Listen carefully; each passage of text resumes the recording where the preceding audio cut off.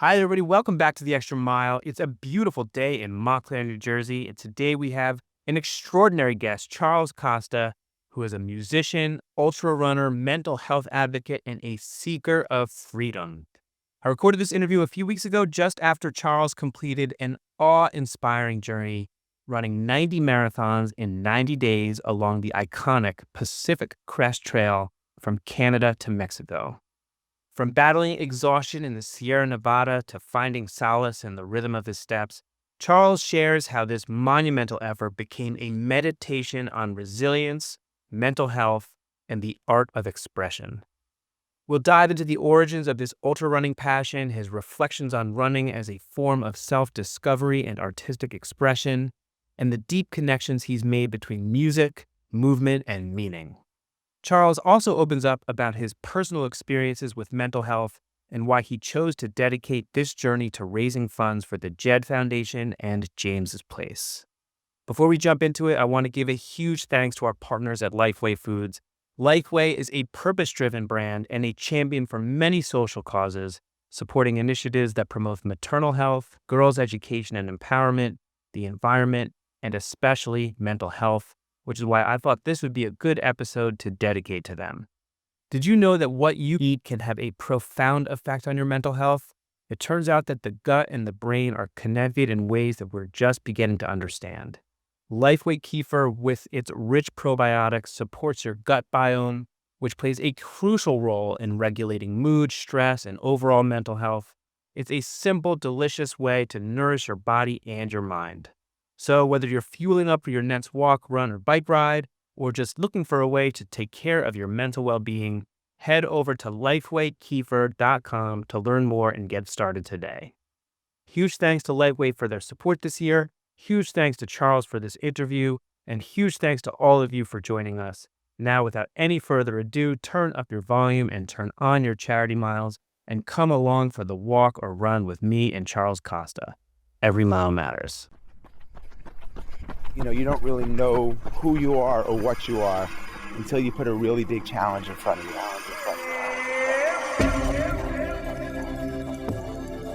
Fear is an asset and ally here to help you be magnificent. This crazy, silly, stupid idea to run across the Sahara Desert.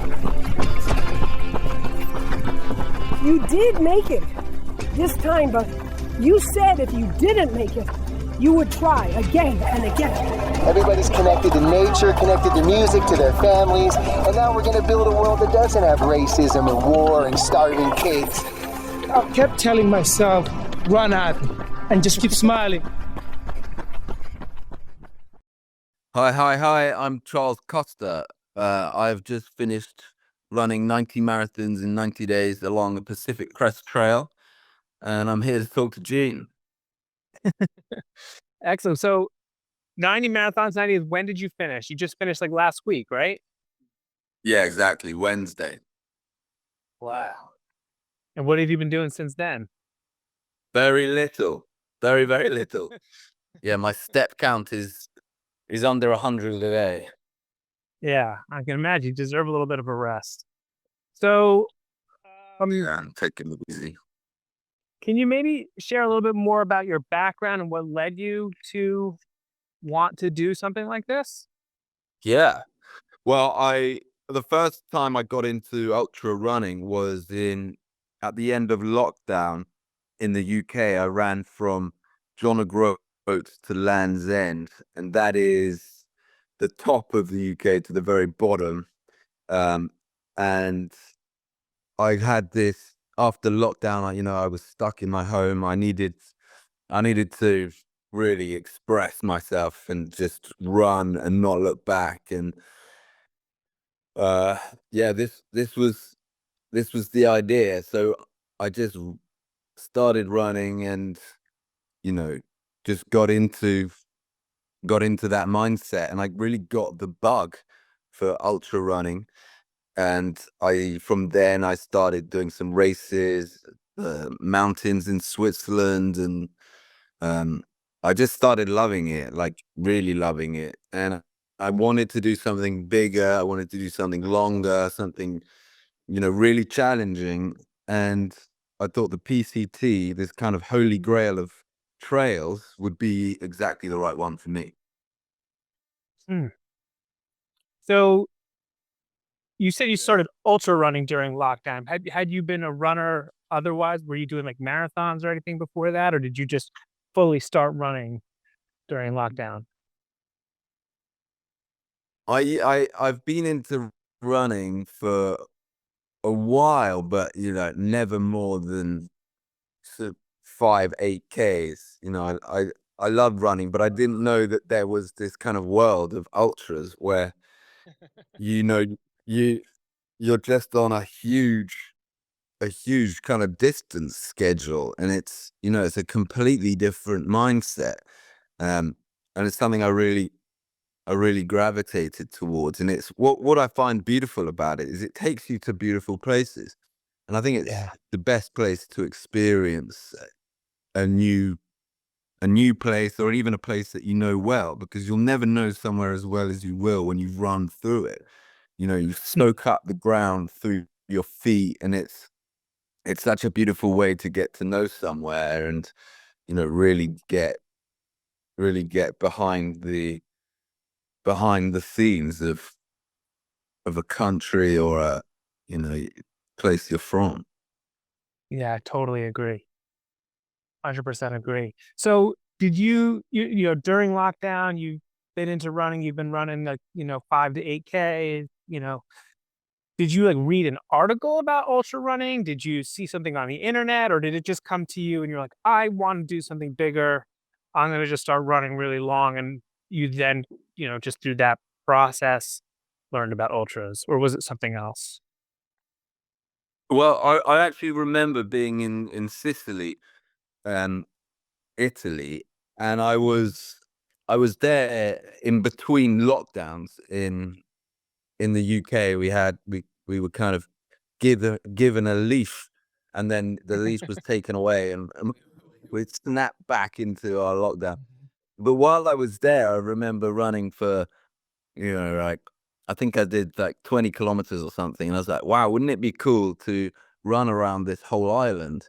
And then I was like, oh, I wonder how long it is. And it was maybe 400 kilometers or something. I was like, oh, that's cool. Maybe, but what it'd be like if I ran all the way from the top of Italy all the way to the bottom of Italy, swam across the Messina Straits, and ran up Mount Etna or something. And then I was like, yeah, I'm gonna do that. I just had this passion to keep on running. It's very Forrest Gump, really. And I think, Yeah. I watched that movie when I was a kid, and I was like, I know this guy's found a freedom in just running out and not looking back. I know he's found it. And that's what I was looking for. It was a kind of freedom that really called me, to just get on the trail, get on the road, and just keep going.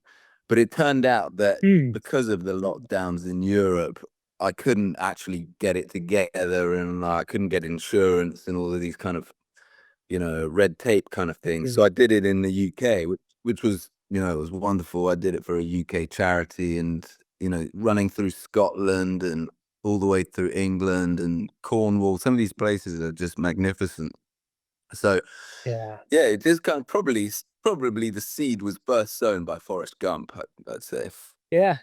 Me too, man. Like, I gotta tell Mhm. you, like, for me, I remember seeing Forrest Gump for the first time, and that I wasn't much of a runner back in. I mean, I ran track in high school, but I was not very good. But the scene where he runs across the United States, that always struck a chord with me, and Yeah, it's something that I would totally. love to be able to do one day. I don't know if it's something that I'll actually end up doing.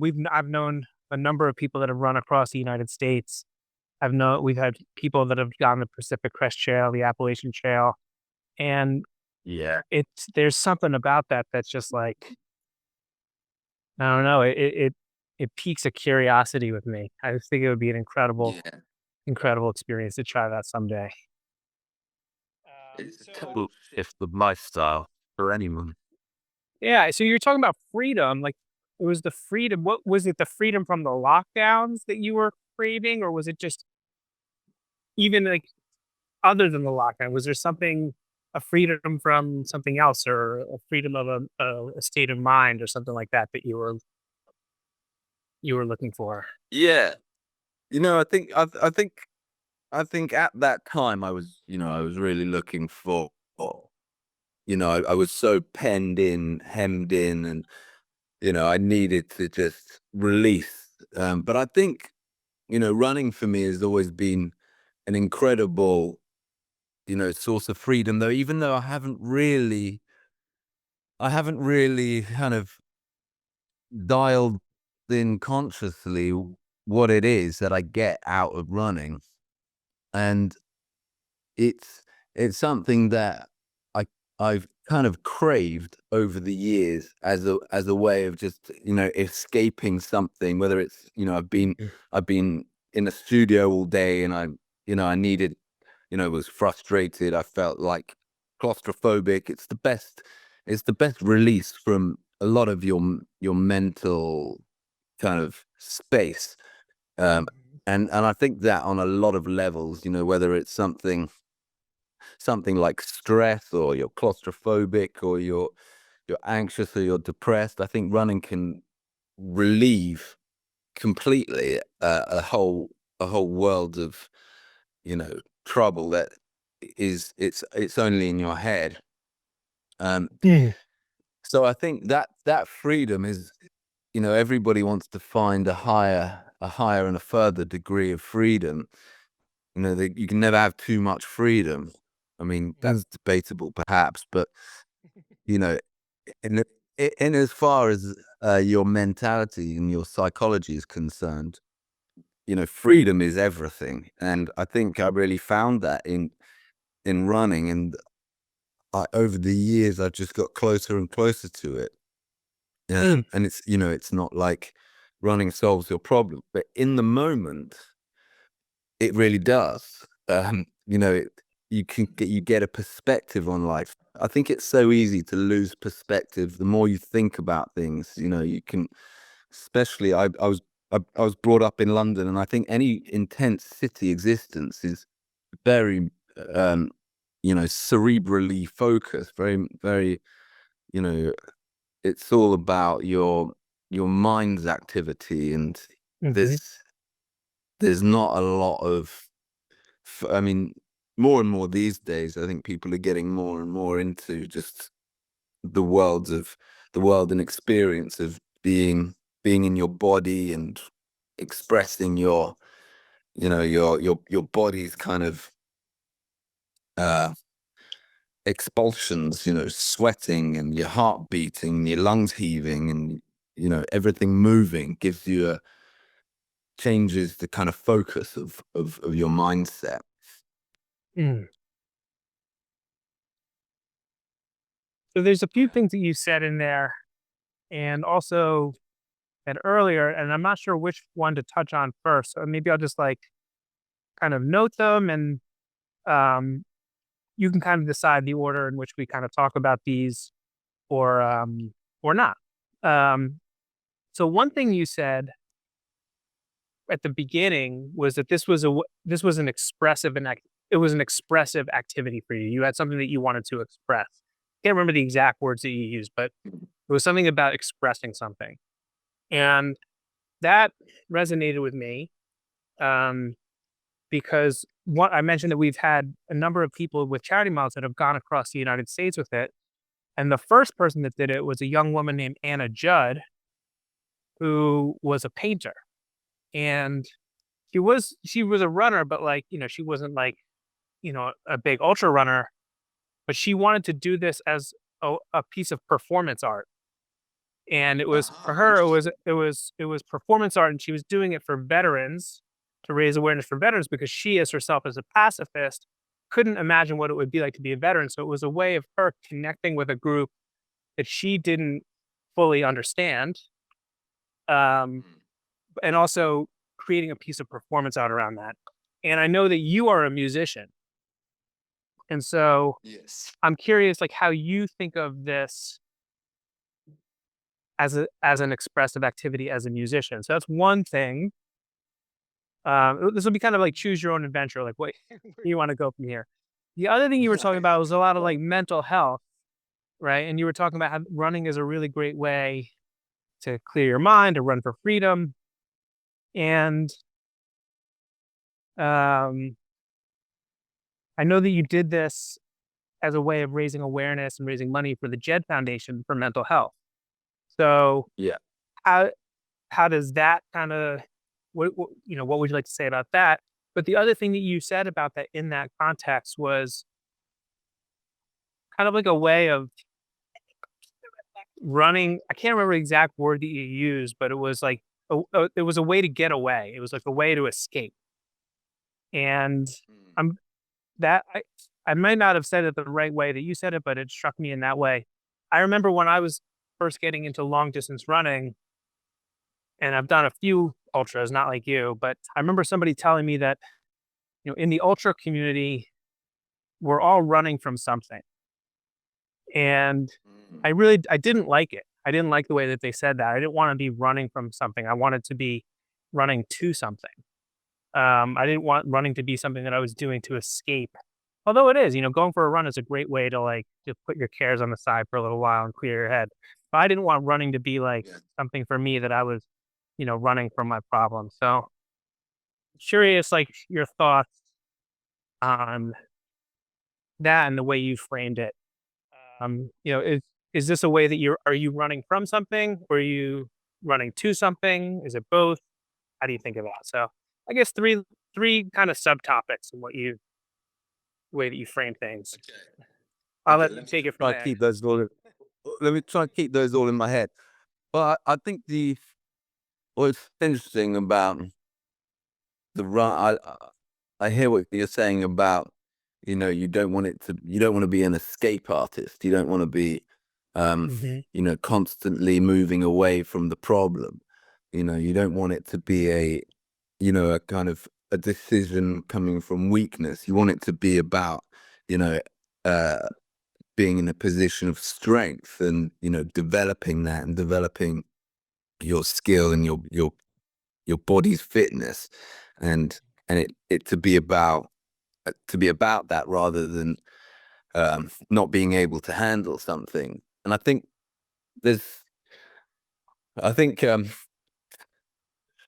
I think there's something in running, and I think there's something that in the sort of freedom that you can look for, in that it a lot of the mental headspace that you get yourself into a space it's almost meditative. It's the rhythm, it's the simple 1 foot 2 foot 1 foot 2 foot, and it's getting you into a place where some of the problems can get into the back of your mind and they can actually figure themselves out.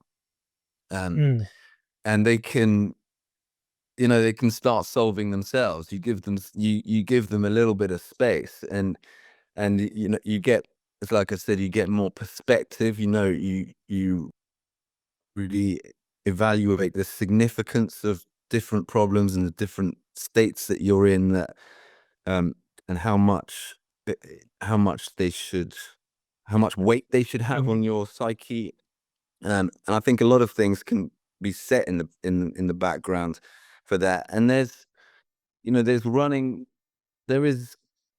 I mean, it's um it's figurative, but you're running into something while running away from something, and it's you're looking at a horizon, and you never get there. You're always, the horizon is always changing, and the light is always changing, and you're you're never arriving at the end of the road. I think there's something just wonderful about the space that it inhabits. It's a kind of, it's the rhythm of it. It's the meditative thing about it, that it's the way of passing time in a kind of rhythmical sense. And I think that, I think rhythm is just so beautiful. And I think that's where the kind of meditative element comes from. And you give your brain a breathing space. You're putting all of your strain into your muscles and into your heart and into your lungs, and you're just telling it to do what it's built to do. You're turning your body into an instrument. Um, and I think with performance and music, bringing that into it, it's it's very similar to singing. And I feel like running and singing are so similar in the way that they're elemental and they just use your body. You just use your lungs' power. It all comes from your body, and it's you can turn breath into melody and into song, and um, it's all just simple expression of your being, without necessarily there being anything more than that, anything more kind of um, significant. But I think just giving yourself space to express express your body's um, energy turn it into heat, turn it into sweat, and turn breath into song is very significant in a way. Um, and it's melody that, I mean, especially in my life, it makes the world go round. It's the source of so much emotion, and um, it can carry so much of your spirit. It can hang on a melody, and you can feel so connected to your spirit. You can feel connected to your body and the way you really are. It can really be hung on a melody. And rhythm is completely essential to that. uh, I think they're so tied together, and it's like your friend who did the performance art for veterans. I mean, what a beautiful thing to do when you can't possibly understand what it's like to go to war because you're a pacifist. And in a way, it's a lot of art is very conceptual. It's very cerebral. And in a way, running is nothing like that. It's just your kind of spirit expressing itself, is kind of how I feel, especially in over long distances. And as an art piece, you don't have to be able to explain it or talk about it. It's just you're offering your body as an instrument, as a tool, I guess, as a paintbrush or a 3D printing machine. You're an instrument, and I think that I love that she performed in that way. And yeah, I love to think of the body as an instrument, and it can be generating sounds and melodies, and it can be creating rhythm, and that's such an expressive tool. And sometimes you don't need to express, or you don't need to know what you need to express, but you just need to let it out. And that can just be breath and temperature and your spirit. Earlier on, you mentioned, like I said, that you were looking to do something expressive. Um, was there something that you wanted to express? And then also along the same lines, as a musician, was your first instinct like, I have something to express, I'm going to express it through music, or was your instinct really like, I have something to express, I want to express it through running? I think with I think it was different in terms of what I wanted to express. I think what I wanted to get across was, the kind of challenge, the scale of the challenge. And I wanted that to be a kind of connection point for people to and draw people towards these charities. These charities are so fundamental in the push for the whole thing, and the inspiration to kind of keep going. A lot of it was based on why I was running it, and why I was gonna do, the number of marathons I said I'd do in the amount of time. And that was a big part of it. And also, just as simply as, I love running, and I want to express my love of running by running. And it's and the long distance thing is, you want to find your resilience. You want to find your utmost strength. You want to see what you're made of. And that kind of searching for who you are and what you're made of is part of your expression. Hmm.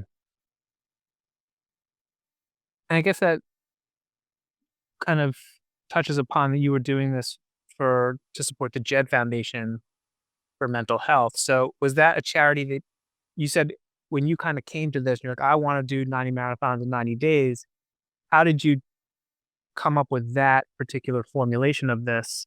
And why is it that you chose to do this in support of the Jed Foundation?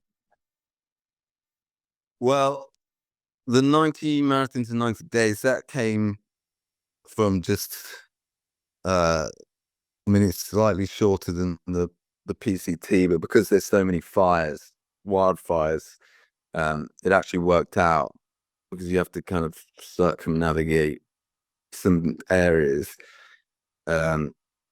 where the PCT is closed.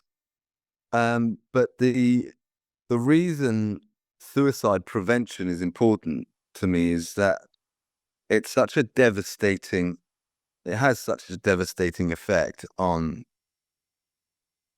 people around the subject, and it's such a horrific thing, and it's very present in the veteran communities, and it's it feels like somebody has been cheated out of their life by feeling that it's not worth anything. And life is so precious, and that's really what I felt a lot on the trail, is how precious this life is, and just being able to simplify it to just being an animal, being a human, is such a precious thing, and everybody deserves to experience that. And I guess the struggle that I've had over the years that drew me to this thinking is an accident, a skiing accident I had. It left me with a brain trauma that left me very fragile and vulnerable, psychologically, and it's been it's been quite a rough ride. And I'm very close to my family, and I've had a lot of help to get through it. And it's about survival, and I think I look to running for that, and I look to my family to that, and a lot of people don't know what their outlets are, where they can release the tension in their mind and in their bodies. And these charities, the Jed Foundation and James's Place in London, in the UK, they're there for you when you're searching, when you're desperate. And they're like, they're like lifeguards. They're like the lifeboat people. It's like they'll pull you out of the water where, you're surrounded by an ocean it's just ready to take you, and you need somebody. And you have to, when you need somebody, and that's what these charities do. And it's so crucial, and it's such a required part of society now, that it's a very troubling time. There's, it's there's a lot of things that are a lot of heavy. Life can be very, very heavy. And these charities are just incredible places where, you know, they're open with open arms to rescue It, young people, particularly. I've getting ready for this. I've listened to some of your music online, and I feel like that's something that you talk about in your music too, in some of your songs. One of your songs like "Heavy Times," or am I getting that right? Uh, Yeah, that's right. Yeah, heavy yeah. times. Um, how how has this how have these ideas kind of have you expressed them through your music? And then was there anything that you learned along the PCT in these 90 marathons in 90 days that maybe an experience or a moment or a realization or anything that you learned along the trail that gave you a new understanding uh, of mental health and the things that you're talking about?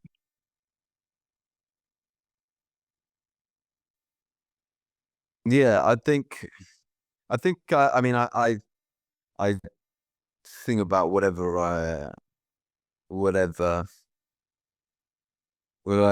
I feel like is needs to be resolved, something that I can't figure out. I feel like a lot of, mental activity is just trying to resolve something, whether it's professional or relational or emotional. Everything can present itself as a problem that needs to be solved. And whether I do gravitate, personally to, the romantic, uh, beauty and the world, and sometimes that takes turns to, you know space and light and wonderful, beautiful things, and sometimes it takes darker turns to isolation and darkness. And I think that's kind of part of life that you try and describe and convey. um and you see such an arc of the day in on the trail. I'm up before dawn, and you know i'm I'm in bed soon after nightfall, and it's a real dawn to dusk experience. And you there are you do figure out, you do figure out things about yourself, what your what your weaknesses are, what gives you energy, what takes your energy away, what when you're I thought a lot about energy. And for a start, you're just trying to get the calories in for your muscles, and you're trying to get the sleep for your brain. And um you have an emotional energy. You need to have a reason to get up and do it, and keep doing it, and keep doing it, and keep doing it. But sometimes, there's things like adrenaline, and the way you get boosts of adrenaline, and how that can assist you. And uh it's extraordinary what what your body will respond to, and what your mind will respond to. And you don't really know. I've been trying to figure it out. Like, how do I control better the energy that I have? And it's sometimes, say, running through a forest, I find it a bit tedious. It's just a green tunnel, and it can be nice and it can be soft, but you don't have a view. You don't have, um, it's just the same. It's just, it's the same thing. And it just gets a bit mundane and monotonous. And it's like running at night when you've got your torch, and what the torch illuminates is the only thing that you can see, and you don't know what's going on. And I found that quite scary. Yeah. And you're just walking into absolute, like, the unknown. You're like, I don't know what's there. I mean, you do want to have an idea of where you are, and what the landscape looks like. It just feels like you want to know that everything's okay. and you can tell yourself it's okay though.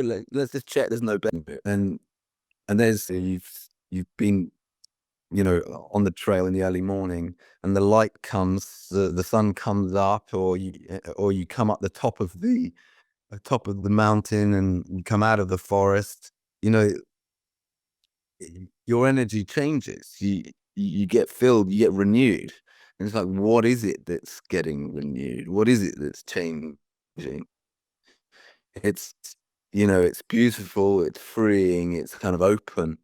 But, you know, my muscles haven't changed, my brain hasn't changed, and it's kind of like an emotional thing. And it's, you know, it's extraordinary, but it's all coming from, you know, it's all coming from within.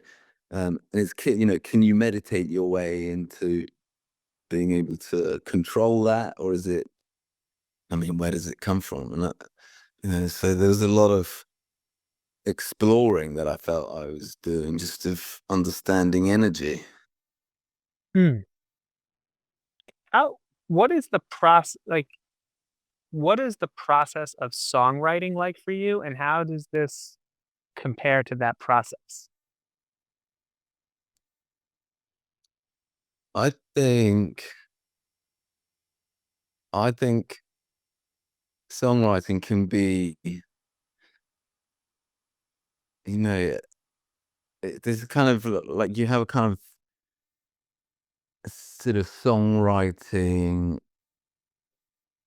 checkpoints in energy in this kind of similar way. You know, you sometimes when I'm running, I'll get some kind of a, you know, you make a sound, you make a rhythm when you're running with your backpack. Sometimes you feel like there's a shaker kind of always going, just like, Yeah. and you're like, you know, you get into that, and it kind of moves, you move around it, and you're, you know, you kind of get things in your head, or it's a little phrase, or it's something you've heard, or something that you've been thinking about, and things can come kind of out of nowhere.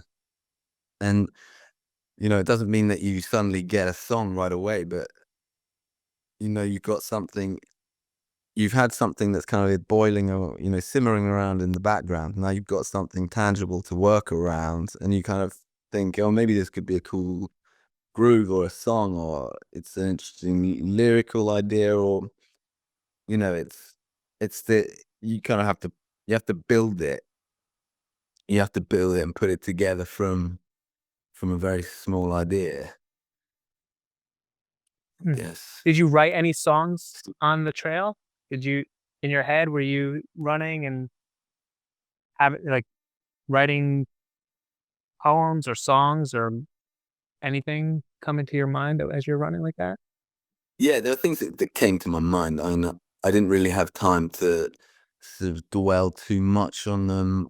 I feel like sometimes you can put things in your head, and you wanna work on, but they can just vanish quite easily if you're not really, Right. you're not really up for it, or you don't really have the energy. You're just kind of plodding away. Are you gonna come out with like an album of music based on this experience, or at least a song that's based on this experience? Do you have anything in the works like that? I'd like to come out with something kind of. I mean, it was such an inspiring time. I mean, the just some of the experiences of being in the different territories. Just, oh, it was so wonderful. And some of the, you know, some of the downside, some of the exhaustion. You're just digging so deep. You're scraping the barrel for anything that, you know, you Mm. can turn into energy to get through the day. That it's. I would like to. I think I would definitely draw on it for something. Um, Whether I'll sing a song about hitting the hard mile blues. Yeah, maybe. Why not? So, did you do, and because I saw the videos that you would post online. It seems like you had a crew of some sort. What was like the?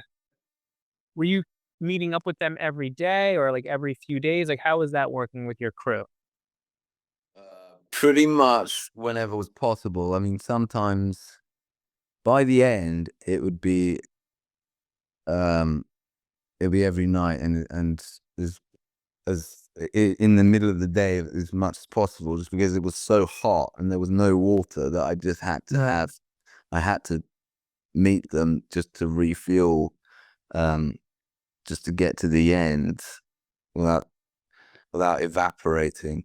But a lot of times in the Sierra Mountains, I wouldn't be able to see them for days. So I'd have a different backpack with my camping gear, and that was a bit more of a challenge, just because it was heavy and so much climbing. So I'd be camping on my own, and then it's just kind of as often as possible, really. But it's just where you can get into the trail. Hmm. And how about, like, were you meeting or seeing other people along the way? How were you connecting your story to other people through this journey?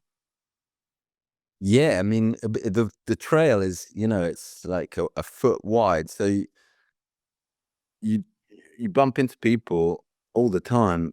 Um, I was doing it southbound, so you bump into all the northbounders, especially in Washington and Oregon and the north of California. They kind of run out into the Southern California, but it's such a great encounter because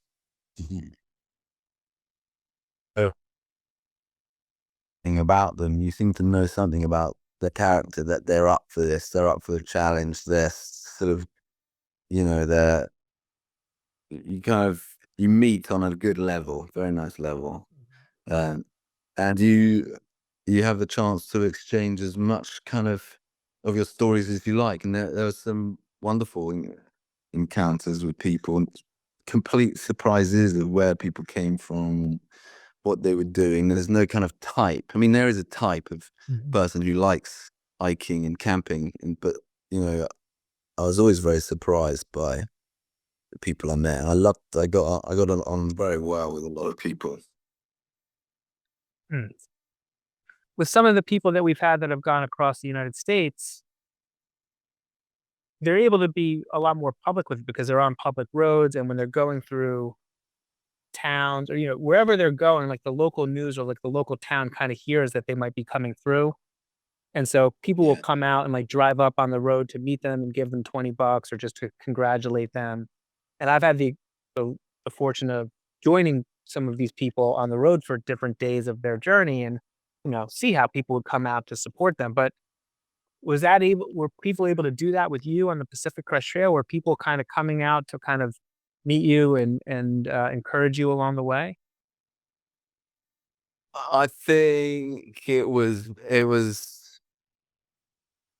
uh, no, I mean, Yeah.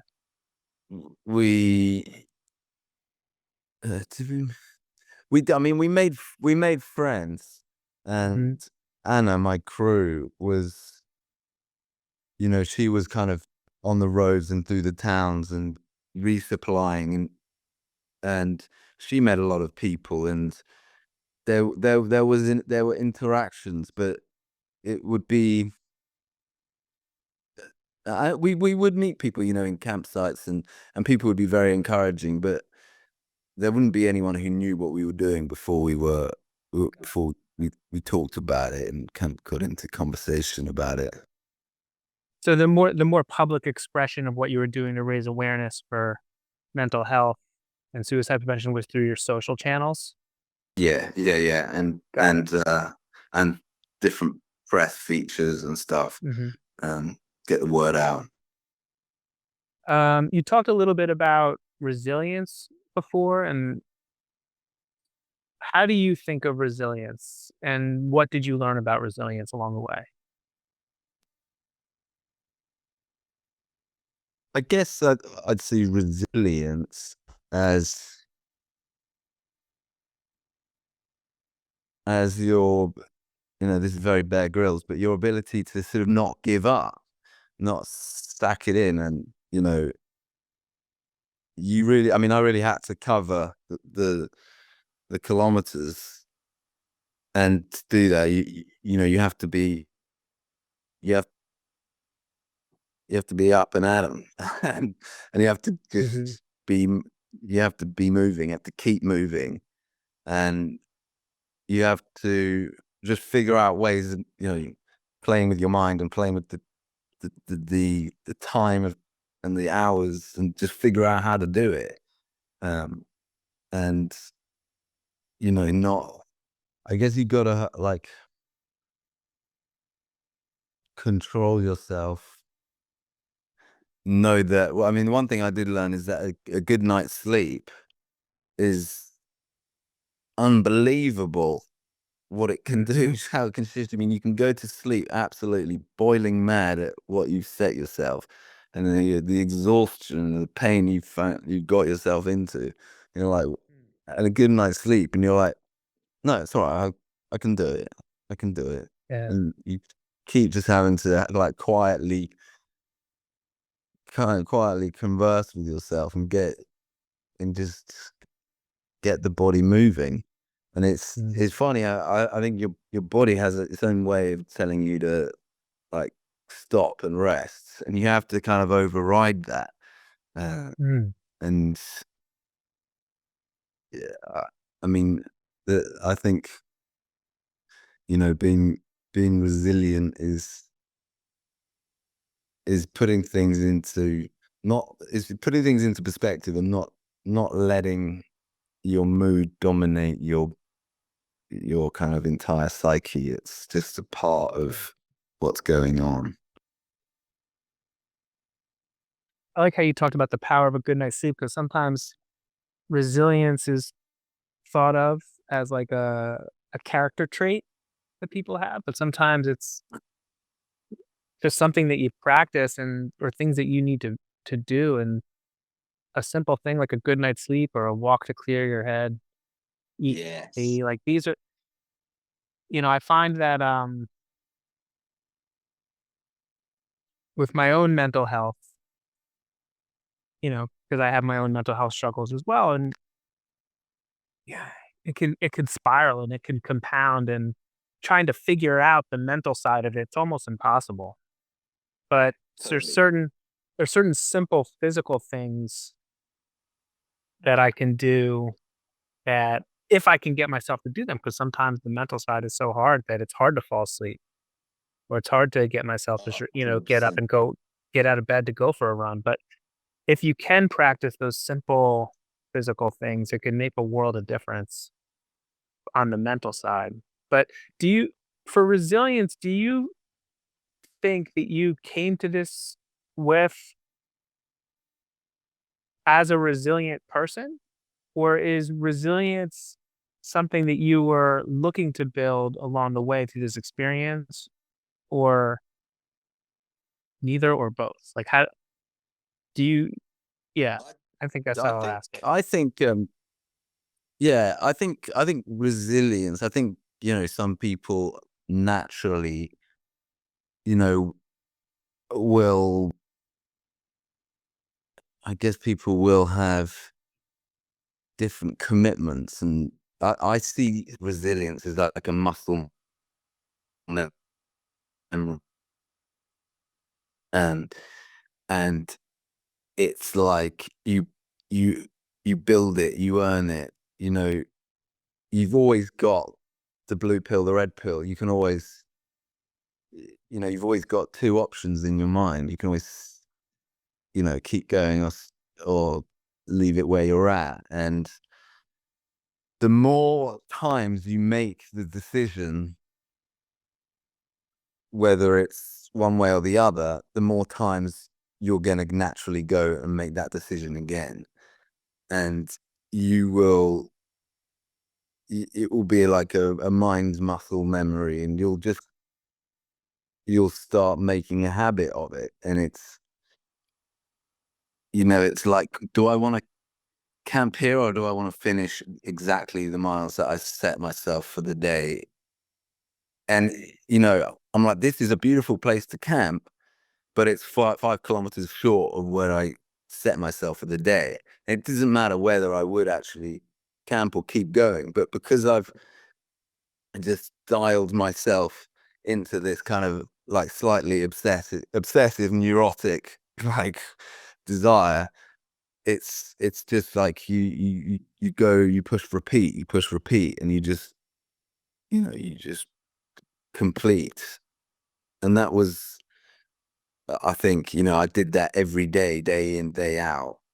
It just becomes a routine. I think you can practice it. I think you can practice resilience, and I think you can build on it. And it's, life's always going to throw harder things, and you're always going to have to face harder and harder things. But it's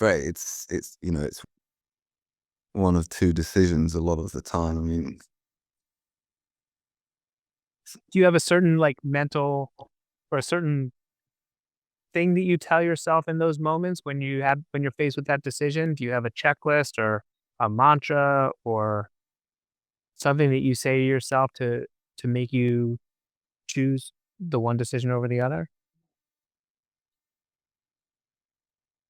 yeah, I think when it starts getting hard, you start kind of going through a loop of the things that you think will help you out. Like, why am I doing this? I'm raising money. We've got to a certain amount of donations. So yes, you're keeping going. You can't sack it off now. You can't waste this. You know, you, you're just being lazy. You just kind of pet talk your way through it.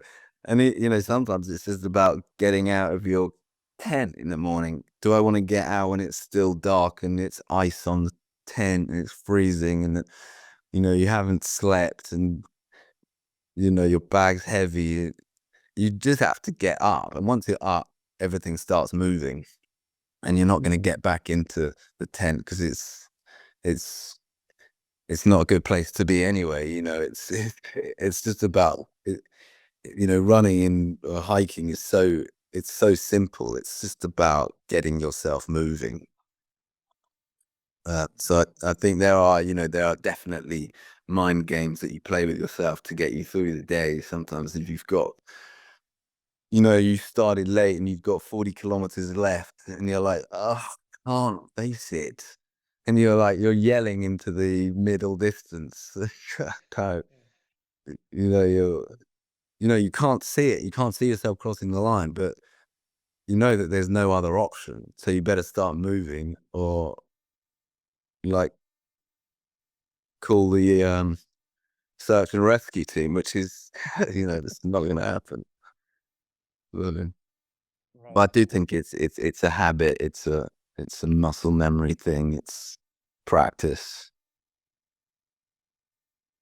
How do you, other than, running 90 marathons in 90 days on the Pacific Crest Trail, how can the rest of us practice that? How would you recommend the rest of us practice that? Well, I think, giving yourself space to exercise in your daily routine is great. There's things like having cold showers and cold plunges help a lot of people. Mhm. Like reaching out and speaking to people, talking to people when naturally you're kind of more reclusive. I think, getting yourself out of isolation is, a big one. Mm. And connecting with people, meeting people. I mean, that's where, I think it's maintaining a level of energy. So you don't have to rely on your deep resilience. It's keeping yourself at a point where you don't have to pep talk and fight your way through the day. Yeah. It's about keeping yourself buoyant and, energetic on some level. So yeah.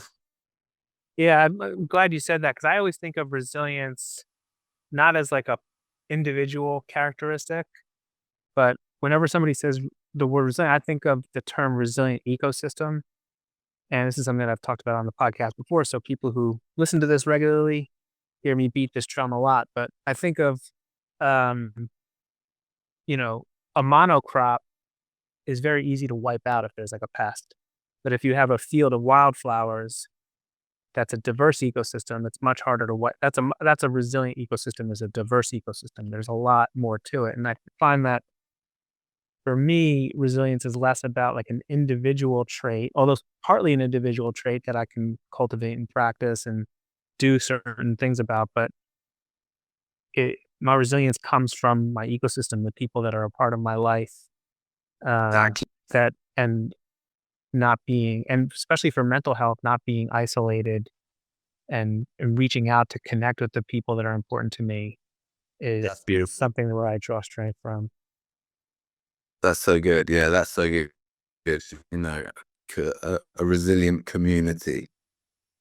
I mean, that's perfect. And then just lastly on resilience, how have you? Oh, sorry. Go ahead.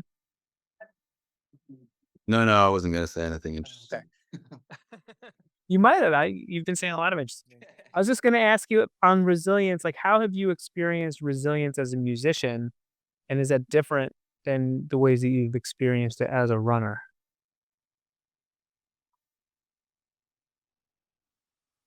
Ah, I think resilience is I think being a resilient artist on any in any discipline is about, maintaining belief that you are an artist and making art is a worthwhile pursuit, and you will fail and fail and fail in your ambitions, in your career, and that doesn't diminish you or your art. It's just it's it's just a fight that you've got to face, and I feel like I've done a lot of that in my life as a singer, a songwriter, a performer, and it's such a challenge, especially like growing up in a big city like London, where it's success. The way you see success is seen as dominance and prosperity, and unless you fulfill your potential, you're a failure, and you can often feel like a failure even if you're not a failure. A lot of people will see a particular artist or a campaign as a huge success. They can see music as beautiful and enriching and nourishing, but it could also not fulfill that artist's ambitions, and you could end up losing money. I mean, talking about losing money to fellow musicians, it's like an absolute no-brainer. It's a black hole of finance, and it's you really do just have to keep at it and find some way to believe in yourself, and it's a lot. It's a struggle, it really is. So you kind of have to you have to face that, and you have to keep bouncing back, and you're the character that you build. It will be what sustains you, and what sustains your art, and what sustains your writing and everything. Sounds like the resilience as a musician is probably a lot harder than the resilience you need as a runner. Uh, Yeah, I think so. um, so what's next for you, either as a musician or as a runner, or both? Well, my hunger and appetite for ultra running right now is fully sated, and I don't have any plans for this year. Someone was suggesting, rest up and maybe get to the New York Marathon in November. I was like, no, no, thank you. But I've just released a single 4 or 5 days ago, the day I finished this run, called Nothing at the Most, and that's out everywhere. And I'm releasing an album at the end of January. And that's my next focus. And are these songs that you created before the run or after the run? Before the run. Obviously after the run would just be 5 days ago. So Yeah. So do you look, I mean, these songs that you created before the run, do you look at them differently now after the run? I didn't actually listen to any of it while I was running. I wanted to keep a decided kind of space, because before it, I was, thinking, recording and then edits and mixing and mastering and getting it all how I wanted it to be. So I listened to it a lot. So I also left my favorite headphones in the airport as I was coming out here. And I was like, I'm not listening to them listening to my masters on my Shocks headphones. That's right. I need a much better quality. Yeah, no, I do like Shocks. But I listened to everything, but it was just, yeah, you really want to hear it in the best, in volume, boost. Yeah, so I think I don't know. I'm gonna have another listen. Maybe I'm annoyed actually that I didn't listen to it while on the trail, because it can be a wonderful experience listening to your own music, or your music that's close to you while in dramatic surroundings doing something extreme. But it's I wonder how it would change. I do listen to the music that I've released quite a lot. I do really enjoy that process, how it kind of evolves and how you change, and how your kind of relationship with it changes, because a lot of yourself goes into these kind of creations. So it means a lot. Yeah. Excellent. Well, are there any kind of calls to action that you'd like to make to the people who are hopefully listening to this and walking along with us today? Listen to my single, Nothing at the Most. Nothing, and we're on Spotify. So, and also you changed your name. So you used to be King Charles, now you're going by Charles Costa. So what do they look up on Spotify? Charles Costa. Charles Costa. Yeah. Okay. And keep running, keep singing. Get those lungs heaving and those hearts beating. Yeah. Excellent. Yeah, those are the drums I hit. Excellent. So Charles Costa on Spotify. Anything anywhere else that they should go? You have a website? Instagram. Yeah, follow me on Instagram. Charles Costa Official. Okay. Yeah, I think that's about it. Excellent. Thank you very much for sharing this with us today, and congratulations on an incredible achievement. And Thank you. really, really cool. Love what you've done, and definitely piques my curiosity too. Yeah, Maybe one day try something like that. definitely go for it. It's the John Muir Trail is incredible. Incredible. I've heard. Yeah, John Muir, Pacific Crest, Appalachian. Those are all things that kind of get me wondering. Yeah, do it, man. Excellent. All right. Well, thank you very much, Charles. It's great to meet you. Congratulations. Everyone out there, hope you enjoyed this as much as I did. Every mile matters. Thanks, Charles. Great to speak to you, man. Take care.